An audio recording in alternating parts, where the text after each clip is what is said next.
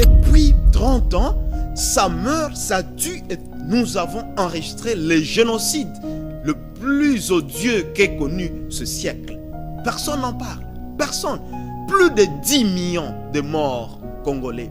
C'est de loin plus grand de ce qu'on nous présente au Rwanda comme génocide. Alors, est-ce qu'il y a humain et humain? Nous y revenons. Parce que si vous voulez que je cite les noms, moi je vous dis, vous comprendrez qui est derrière le Rwanda.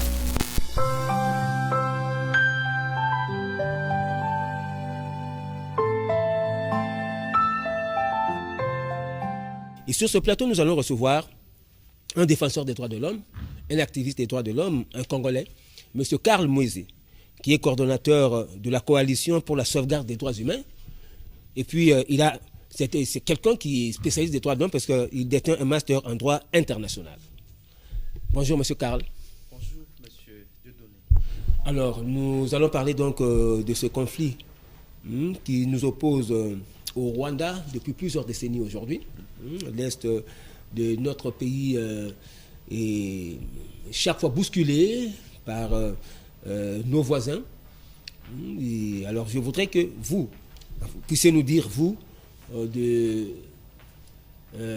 la société civile, particulièrement vous, spécialistes de la défense des droits de l'homme, comment vous contextualisez ce conflit-là? Merci beaucoup, Monsieur Dieudonné. Merci également à tous les téléspectateurs de notre émission, notre Congo. D'abord, je vais commencer par là parce que même le titre de l'émission est très évocateur. Oui. Notre Congo, c'est avec passion même que je dis ça parce que nous n'avons que le Congo. Alors, il est nôtre et sachons qu'il a toujours été envié de par ce qu'il regorge, ce qu'il est, ses potentialités, ses richesses. Et comme il est de coutume que lorsque l'herbe est... on a toujours dit que l'herbe est toujours verte chez le voisin. Voilà, et donc, quand vous avez une herbe verte et vous êtes riche, vous devez vous construire de bonnes murailles ou vous rendre fort. Le contexte, c'est quoi? Contextualisant cette énième agression du Rwanda en RDC, je dois commencer par une petite historique de manière brève, allant peut-être un peu avant la colonisation, parce que vous savez que ce qui est devenu le Congo a été d'abord sous l'emprise, donc c'était une propriété privée du roi des Belges, Léopold II. Et Léopold, c'est après avoir vu des rapports des missionnaires, de tous les Stanley qui venaient faire des découvertes et tout ça, qui dit non, mais il y a des explorateurs, voilà. Ah non, il y a un bel espace là, une riche terre au centre de l'Afrique, et donc pour la puissance, il faut y mettre la main. Tout est parti de là. Alors, il va y avoir des métamorphoses. On est passé de l'EIC et après... du Congo, voilà.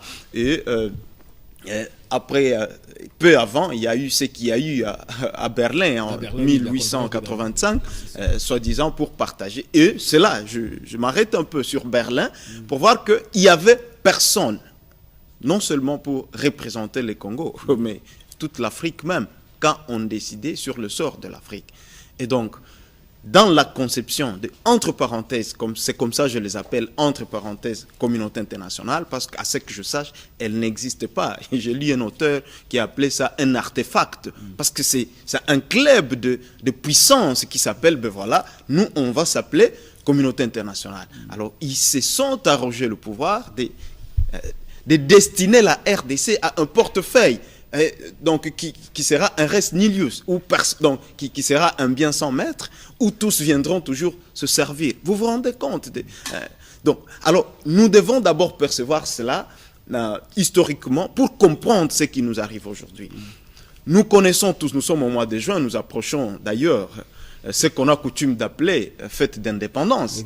Encore que là, il y a encore un débat. Vous savez combien Lumumba, dont on venait de nous remettre juste une dent, a été à militer pour que nous soyons indépendants. Et avant ça, le Belge, vers les années 1900, entre 1912 et 1921, il y a eu ce que les colons ont appelé la politique de transplantation de Banyarwanda. Ouais. Dans la partie est de la RDC. Ouais. C'était pour quel objectif? Il fallait résoudre le problème de la densité au niveau du Rwanda. Il fallait résoudre également le problème de la main-d'œuvre en RDC, parce que les colons avaient besoin de la main-d'œuvre.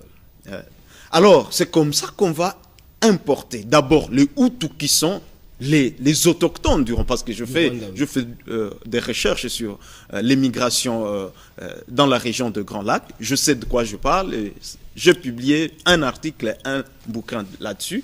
Et donc, les Hutus étaient d'abord plus nombreux et ils étaient des autochtones.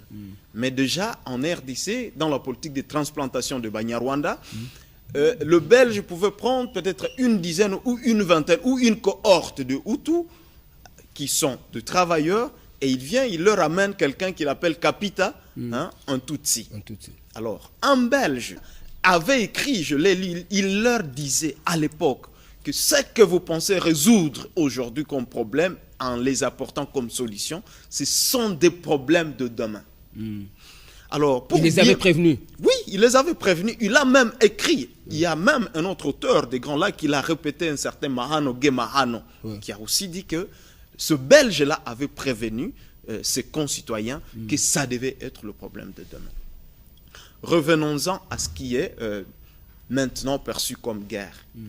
Depuis, pour l'histoire la plus récente, nous pouvons prendre peut-être une trentaine d'années déjà qu'on nous mène une guerre encore injuste, en essayant d'utiliser des pays voisins. Parce que comme vous le savez aujourd'hui, et en vertu du droit international, il n'y a personne, aucun État aujourd'hui ne peut s'autoriser d'aller combattre un autre État. Pire encore, un État ne viendra pas de l'Occident pour traverser et venir combattre directement la RDC. Non. Alors c'est comme ça, ils font ce qu'ils appellent la guerre par procuration. Par procuration. Je m'explique. Pourquoi?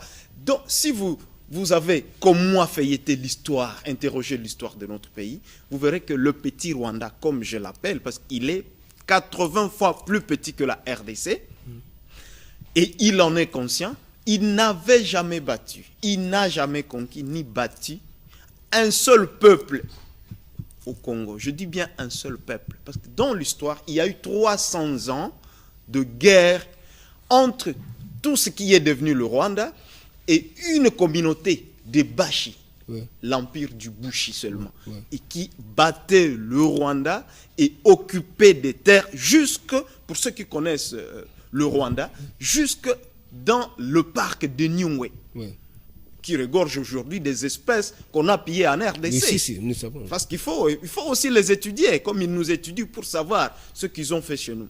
Alors, avec ça, on ne peut pas, même dans le rêve le plus fou, imaginer que le Rwanda, se reconnaissant petit et battu de toute l'histoire, pouvait se réveiller et dire, voilà, je vais conquérir le Congo, ou bien je vais attaquer les Congos. Non.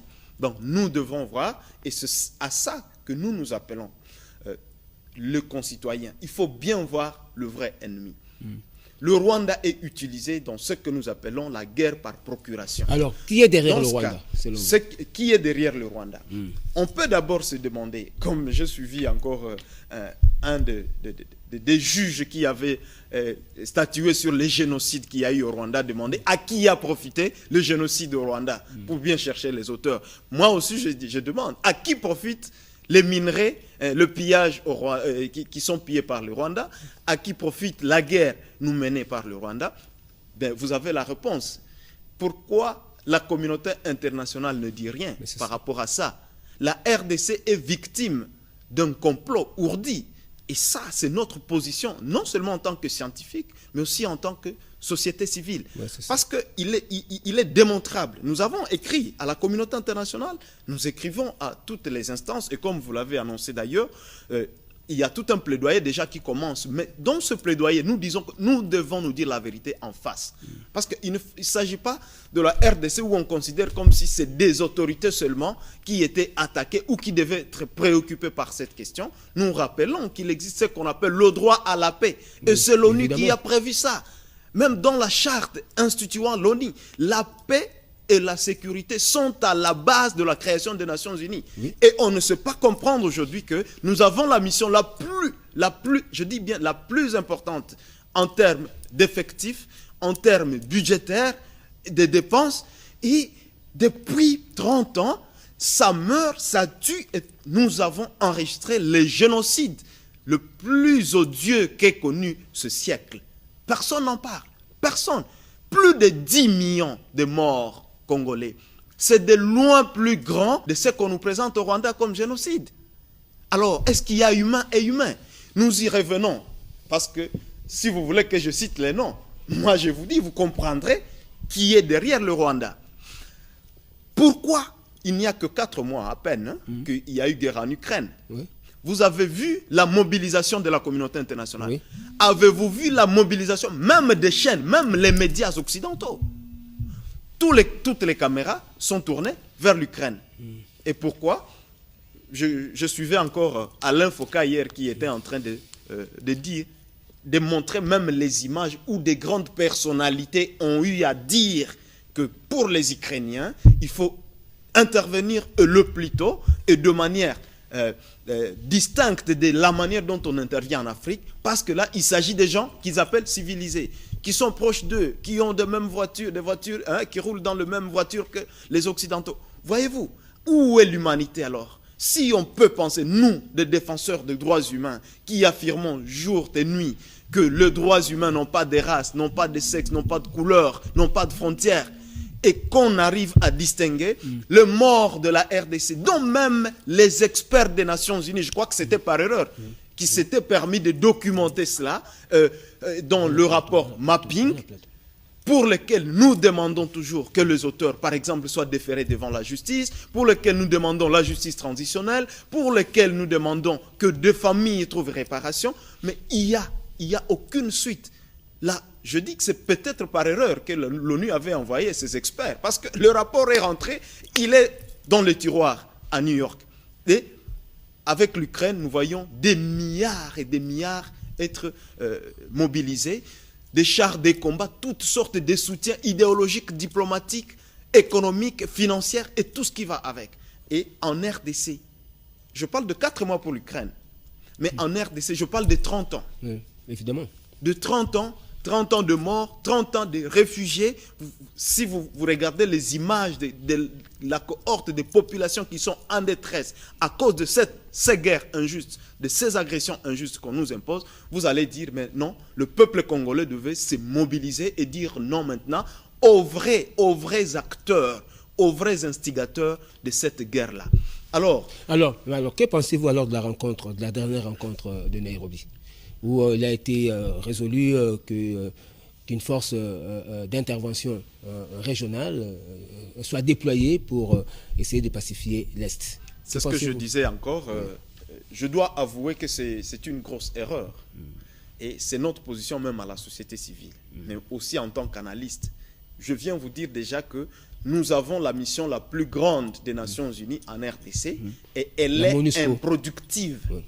Pour nous, du point de vue de la mission de l'ONU, l'ONU a catastrophiquement échoué en RDC et nous ne savons même plus justifier sa présence. Ça, c'est de un. Alors, à part ça, nous avons eu les Kenyans sur le territoire congolais, soi-disant pour nous aider à traquer les milices et tout ça. Eux, imaginez un seul instant avec moi, dans l'Eastern African Community, nous avons le Rwanda qui y joue un rôle important. Nous avons ses oncles de l'Ouganda. Je rappelle qu'il y a un pacte, le fils de Museveni, le numéro 1 de l'armée, l'a répété, qu'ils sont liés par un pacte avec le Rwanda. Allons-y comprendre quelque chose. Le Kenya, nous l'avons déjà eu en RDC, il y avait une mission spéciale, hein, sous Mamadou, quand Mamadou était... Hein, en 2009, hein, si oui, après 2009, oui. Vers 2011-2012, je crois, jusqu'à 2013. Bon, nous l'avons eu. Quand on nous cite le Soudan, il a ses propres problèmes, n'est-ce pas, qu'il a à peine à résoudre. Et donc, quand vous essayez de compter et d'analyser ce pays, parce que je vous dis que l'Afrique de l'Est, au moins j'en sais quelque chose, vous voyez qu'il n'y a personne qui peut venir pour nous. Et nous devons nous méfier de tout ce qu'on nous présente comme offre. La défense de la nation, c'est une mission régalienne de l'État. Qu'entend-on par mission régalienne? C'est une mission, un devoir qu'on ne peut pas partager avec quelqu'un d'autre. Vous pouvez lire tous les géostratèges du monde, tous les spécialistes de la défense nationale. Personne ne vous dira qu'une mission conjointe a réussi à aider un seul pays à se défendre. Et donc, ça vient encore nous affaiblir davantage. Alors, qu'est-ce que vous préconisez, puisque nous allons nous dire au revoir? Parce que nous approchons. Qu'est-ce que vous préconisez, Karl, vous, de la société civile? Le sujet est très... je comprends. Bon, mais, ok, je vais essayer de m'adapter. Mais je crois que là, vous avez donné votre position, ouais, par rapport à la... Vous avez contextualisé le conflit. Hein, nous avons suivi, vous avez donné votre position par rapport à la rencontre de Nairobi. Ouais. Donc, vous avez dit que vous n'êtes pas d'accord avec ça. Ouais. Vous, en tant que société civile, défenseur des droits de l'homme. Hein. Alors, et je dis que c'est une grande menace, ouais, par rapport à la paix encore. Donc, on va fragiliser davantage. Voilà. Parce que ça, c'est votre position. Oui, c'est notre position. Alors, mais qu'est-ce que vous préconisez pour qu'enfin il y ait la paix, pour qu'enfin ce conflit-là puisse cesser? Parce que le peuple congolais en a marre. Voilà. Franchement, d'autant plus que c'est nous qui sommes agressés, comme vous l'avez dit, sur le plan international. C'est-à-dire, on ne sent pas la compassion et tout. Et alors, le peuple en a marre, même de toutes ces morts-là. Plus de 10 millions de morts. Mais non, le peuple en a marre. Qu'est-ce que vous préconisez, vous, défenseurs des droits de l'homme? Le peuple en a ras-le-bol. Ouais. Et nous disons, en tant que défenseurs des droits de l'homme d'abord, le droit des Congolais à la paix doit être respecté. Et je demande aussi à tous les acteurs, hein, qui sont du domaine des droits humains, de savoir et rappeler ça tout le jour. La paix fait partie des droits de l'homme. Voilà. Et c'est un droit de la 3e génération qu'on appelle le droit, c'est un droit collectif, à côté du droit au développement et à côté du droit à l'environnement. Donc, nous demandons au monde d'abord, à ceux qui s'appellent partenaires de la RDC, d'être sérieux avec nous, d'être sincères avec nous, d'abandonner le Rwanda complètement, parce que tout seul, ils ne sauront pas le faire. Voilà. De deux, de prendre les mêmes sanctions qu'ils ont prises contre Poutine, qu'ils les prennent pour le Rwanda, parce qu'ils soutiennent le terrorisme. L'Occident nous a toujours dit, voilà, on lutte contre les terroristes. Maintenant, nous avons les terroristes sur notre sol, soutenus par les Rwandais, et la communauté internationale ne dit rien, ne fait rien. Nos partenaires à l'international ne font rien. Toutes ces organisations régionales auxquelles nous appartenons ne disent rien. Non, nous devons... Le peuple congolais en a ras-le-bol, et donc nous avons besoin d'identifier nos vrais partenaires. Nos vrais partenaires doivent nous accompagner désormais, pas dans la bouche, mais économiquement, dans les actes, physiquement, dans les armements et dans la condamnation également des pays agresseurs. De deux, nos autorités. Nous avons 3 plans. Nous savons déjà, en fait, malgré les gesticulations du Rwanda, j'ai suivi le ministre des Affaires étrangères sur Jeune Afrique en train d'inventer, parce que c'est ça leur ruse. Ils n'ont que le mensonge à vendre au monde pour se victimiser et pour créer des petites infractions qui n'existent pas, juste pour s'attirer la compassion. Alors, notre gouvernement devait savoir ça, parce que c'est pourquoi nous avons demandé dans les temps déjà à la société civile que l'ambassadeur rwandais soit expulsé ici. Parce que pour rappel, il a été déclaré personne non grata en Afrique du Sud, d'où il était venu, et réputé pour ses infiltrations. Quand on voit des trucs du genre, oh, il y a des gens qui veulent tuer les Rwandais ici. Non, ça c'est une machination, c'est démontage pur et simple de Rwanda. Nous devons le savoir, soyons vraiment, et c'est là que j'appuie notre gouvernement, il faut que nos jeunes se désolidarisent avec ça. Il y a une infiltration terrible, et si vous voyez bien ces images, il est possible, je dis bien il est possible, qu'il ne s'agisse même pas des Congolais qui ont fait ces actes-là. Ouais. C'est pourquoi j'encourage des enquêtes sur ça. heureusement, il y avait des gens à découvert. Donc, c'est mieux parce que la ruse, le mensonge, c'est la coutume rwandaise. Alors, nous devons, notre gouvernement, il y a de l'ordre à mettre dans l'armée. Nous l'avons dit. Des infiltrés, on sait la métamorphose qu'a subi notre armée et notre police. Bien enquêté, il existe ce qu'on appelle inspection générale. Il faut qu'on sache qui fait quoi. Qui est qui et qui est en communication avec qui. Pour que nos troupes se voient toujours trahies à l'est de la RDC. Notre armée est forte. Malgré toutes les injustices que nous avons subies à l'international, notre armée garde le cap et est parmi les plus meilleurs du monde. Donc il faut que nous le retenions. Parce qu'on ne doit pas toujours nous leurrer en nous faisant croire que notre armée est faible. Non. Mais il n'y a aucune armée, lorsqu'elle est trahie, qui peut réussir. Alors c'est pourquoi moi j'appuie Che Guevara qui disait, quand vous êtes attaqué, prenez 10 cartouches, 9 cartouches, c'est pour tuer les traîtres de l'intérieur et 1 cartouche pour chasser l'ennemi. C'est ça. Il faut que le gouvernement comprenne ça. C'est stratégique et c'est défensif. Donc commencez par épurer tout ce qu'il y a comme infiltré dans l'armée, dans l'ANR, dans la DGM, dans la police nationale. Donc, parce que c'est par là que ça commence. De deux, prendre des mesures draconiennes contre ceux qui seront surpris, ceux qui auront été tenus coupables des actes de trahison dans ce sens-là. De deux, notre peuple doit rester mobilisé. Parce qu'il n'y a que le peuple qui gagnera cette guerre. Comme M. Laurent Désiré Kabila le disait déjà, des gens qui ne rêvent de leur puissance qu'en prisant ou en martyrisant le Congolais. Donc, doivent comprendre aussi que le peuple congolais a tout compris. Désormais, il ne fait plus aucune confusion par rapport à ses ennemis et à la manière dont on veut exterminer le peuple congolais. Moi, je me suis toujours moqué quand j'entends les gens parler au génocide où il y a des peuples menacés. Le peuple congolais n'est pas un peuple. Il n'a pas droit aussi à la même protection que les autres.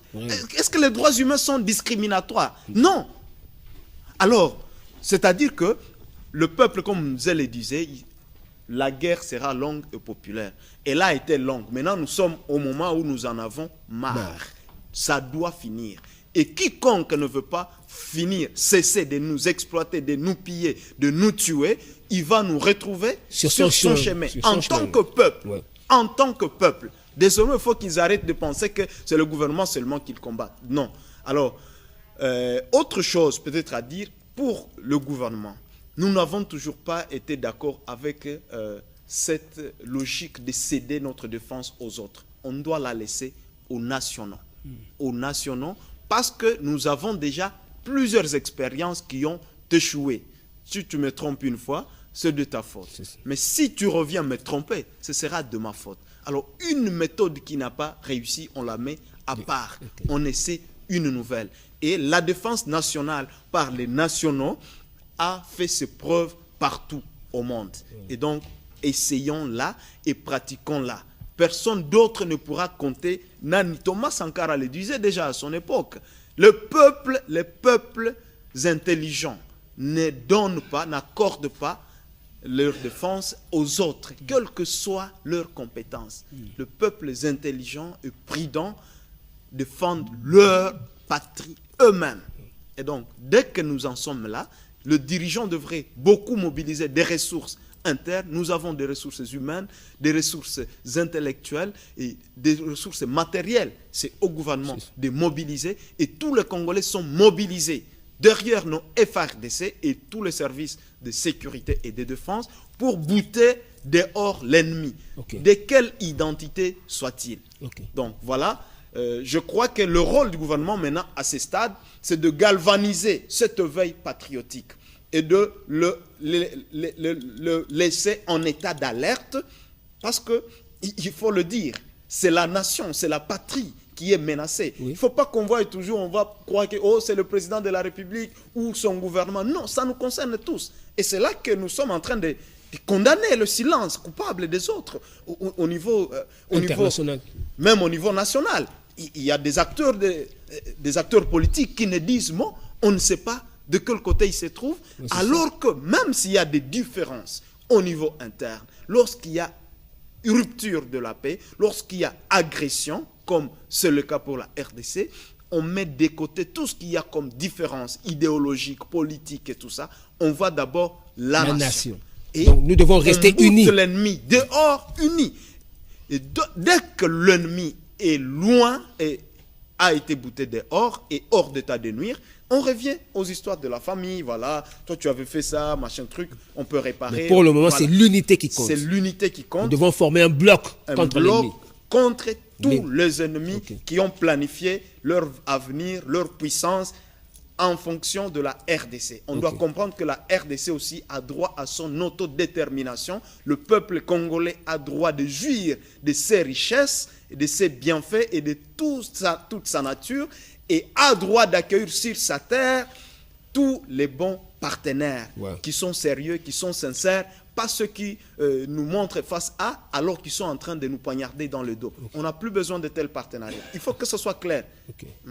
Merci beaucoup. Je rappelle que vous êtes M. Karl Mweze, coordonnateur de la Coalition pour la sauvegarde des droits humains, ici en République démocratique du Congo. Et vous êtes également un spécialiste du droit international parce que vous détenez un master en droit international. Merci pour vos analyses. Et nous sommes là pour ça. C'est à moi de vous remercier. C'était un réel plaisir. Nous devons parler parce que ça nous concerne nous tous. Et merci beaucoup pour ça. Merci beaucoup. C'est là que je vous encourage aussi même parce que il faut le dire, le média, vous avez un grand rôle à jouer également. Dans. C'est ce que je dis à nos amis journalistes partout où je suis invité. Il y a un grand rôle à jouer par rapport à cette guerre et à toutes sortes de guerres qu'on doit désormais gagner parce que nous avons des guerres sur plusieurs fronts. Évidemment. Donc alors c'est à moi de vous remercier. Je remercie également tous les téléspectateurs de notre Congo. Merci beaucoup. Et de la RTNC en général. À ajouter notre beau Congo. Merci beaucoup.